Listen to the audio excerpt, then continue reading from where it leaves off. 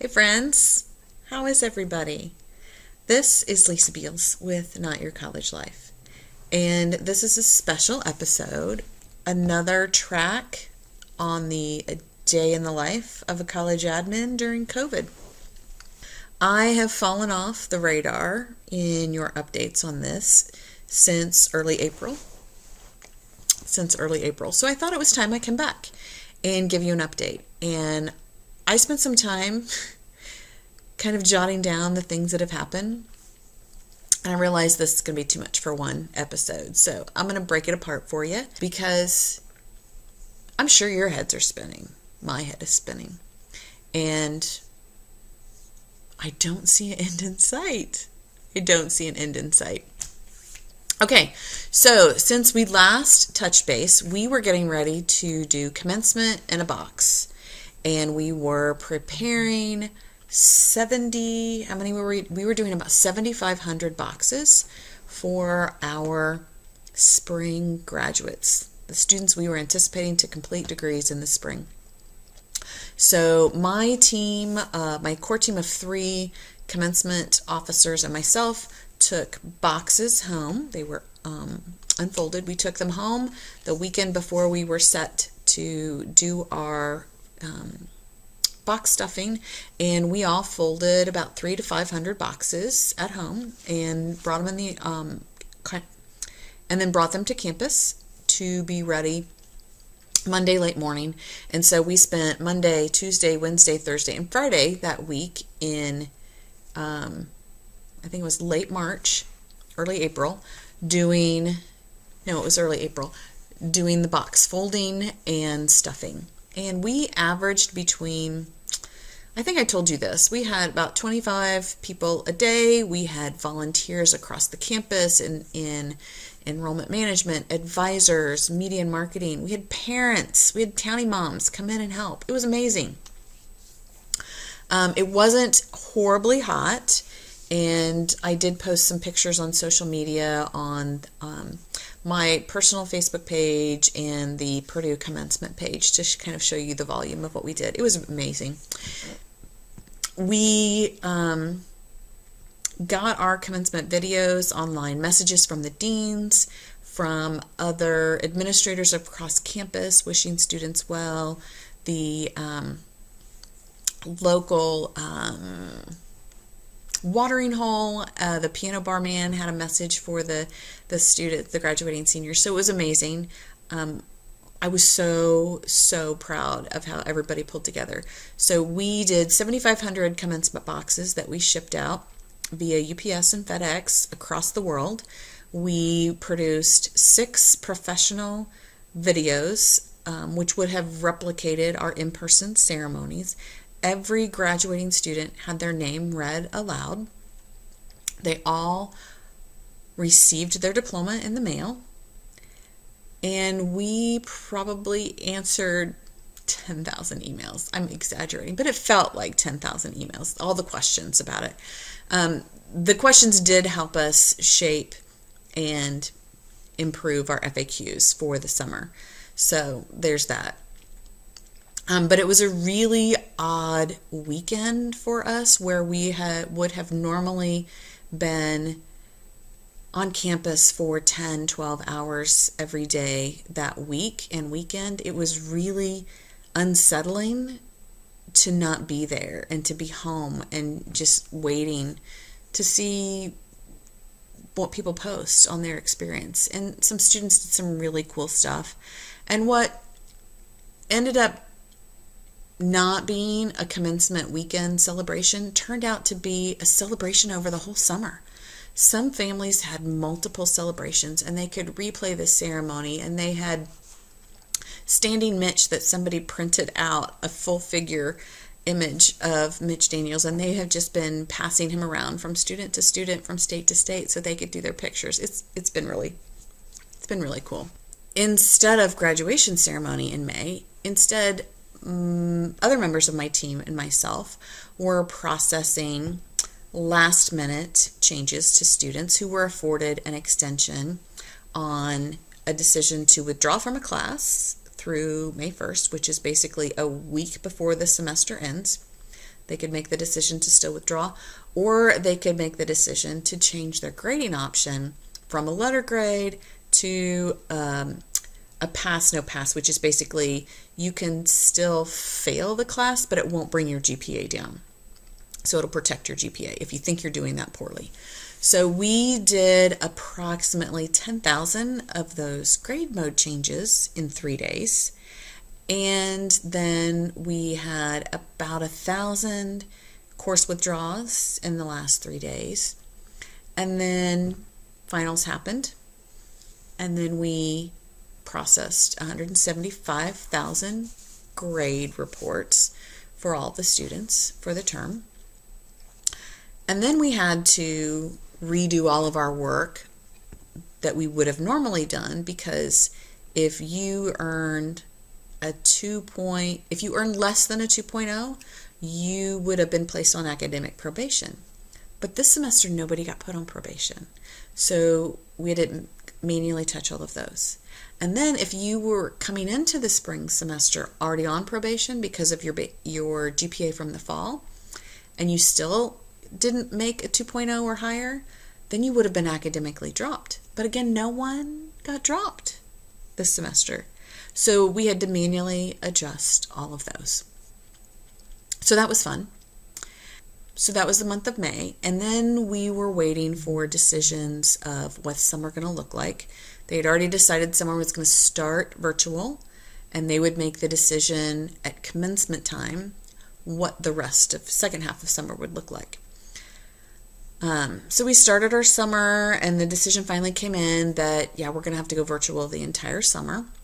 So we had to kind of act on our feet and make those changes. There were some exceptions that were tentatively going to be made for the incoming class. So there is normally, I say so a lot, there is normally about 1,000 of the new beginners that are asked or invited or opt into starting in the summer instead of the fall.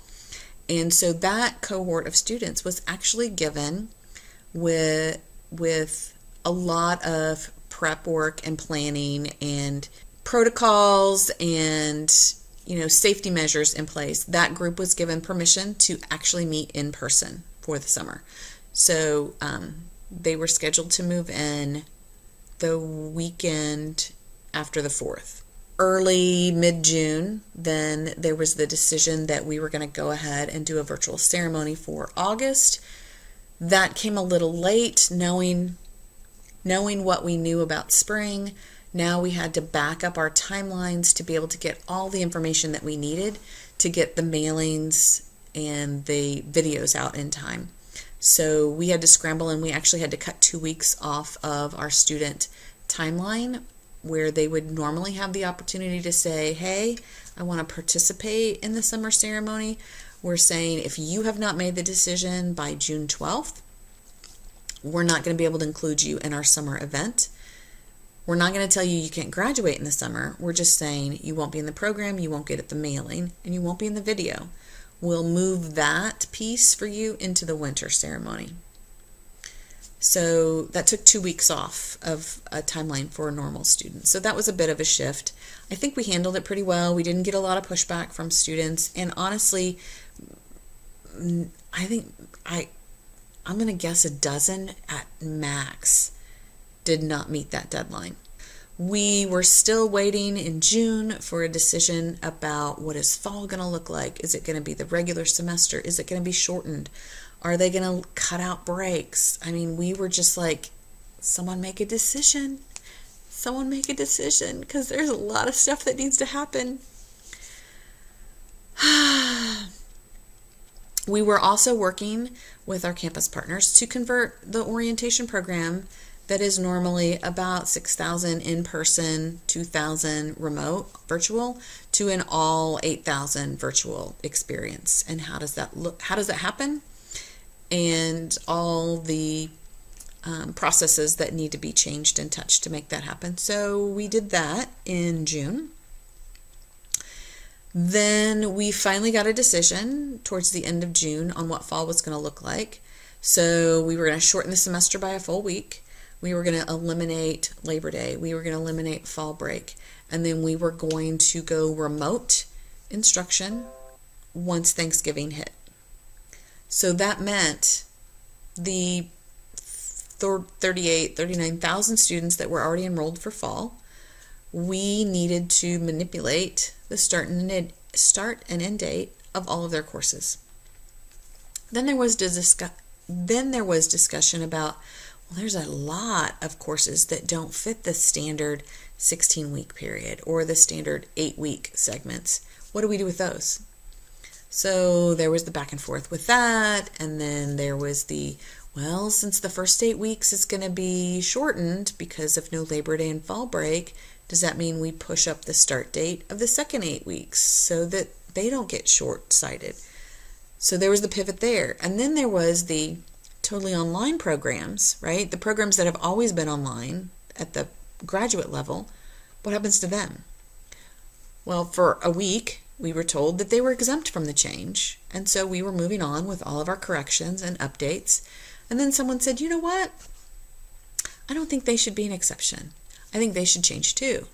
So we said, okay, let's see what we need to do to make that happen. And then I think like 36 hours into that decision, it was, well, except for these programs, which was basically 80% of the programs anyway. So it was just whiplash, people, whiplash. Now, in June, we have to figure out social distancing and what that means to classroom capacity, right? So if you have a classroom of 400 and you need to social distance your students, what is the CDC, what is the guideline on what that capacity looks like now? And so we had people that had to walk every classroom on campus and assess what's the new limit on the class. What needs to happen in that classroom as far as moving furniture, as far as tying furniture down, plexiglass screens for faculty. Do you need to install technology so that lectures can be live broadcast so that those faculty that are only going to bring in a third of their class for Monday and the other 2/3 are going to watch a live broadcast on Wednesday and Friday? And then the same thing, the second third will come in on Wednesday and the other 2/3 will watch on a live cast. So technology needed to be added and addressed. So that took a while. And then faculty also had to decide, how can I best instruct my class given these new constraints, given my own health concerns? Am I going to go totally online? Can I do a hybrid version? Can I do, they're calling this, it's called a high flex, which is what I had just mentioned about if I have 300 students and I meet 3 days a week, 100 will come to class on this day, another 100 will come to class on that day, and on the last day of the week, the last 100 will come. So only 1/3 of my class will be present physically at any point in time. So faculty are trying to scramble to figure out what's the right way to deliver my class, and then get that information to us so that we can update in the system. And then we've got to see, okay, what's the fallout? Because now this classroom that sat 400 only seats 150. Does that mean we're offering another lecture? Does that mean we're offering another time? What's that time? And how do we know who moves? Which of those 400 students has to move to another time? And how does that affect the rest of their schedule?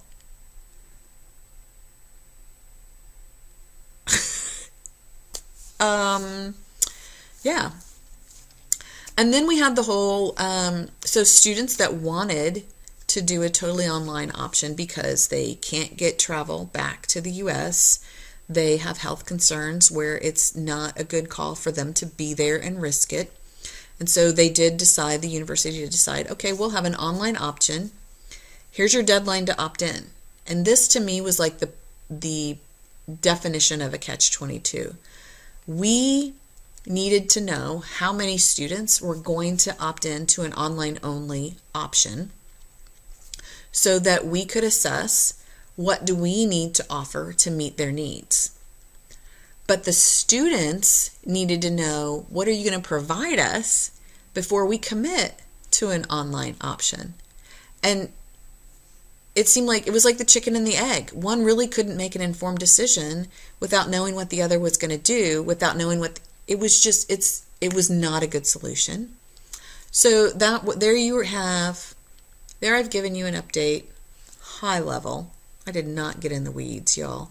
I gave you an update on April, May, June. I got you to the start of July. Okay? Crazy times. And I know I'm not alone. I know, I can't imagine, at least we're dealing with adults, right? Quote, air quotes, adults. We're dealing with adults. Both faculty and students are adults mostly at this point. So setting protocol and expectations on what students' responsibilities are going to be in and out of the classroom to help ensure we're mitigating the spread of COVID. I can't imagine what educators in K through 12 are doing. I cannot imagine. I can't.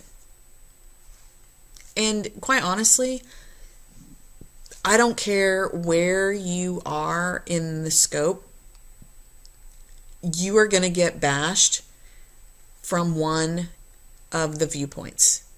Very few people seem to be compassionate and gracious and understanding that this is a no-win situation for anybody. We are getting bashed on one end because it's ridiculous and irresponsible to bring students back. And on the other end, it's why are you even bothering testing students? Why are you, it's just ridiculous. Why are you even going, why even have online? Just go back to normal. Let them get it. Let's move on. There are both extremes. And so you just, you get up every day and you tend to your bruises and know that you're going to get more. And to those of you out there that are being gracious and compassionate, thank you. Thank you. I hope that I am treating others the same way that I hope to be treated. It's a hard time for everybody out there. And we are all, I am really, really trying to encourage and remind myself and my coworkers, this is not personal. The lashings and the hate emails and the heated phone calls that people direct at us, they're not at us. It's their own insecurities and emotions about not having control. There you have it. Come back and listen to the next episode, and I'll catch you up for July. And today's only July 16th, so July's been pretty crazy.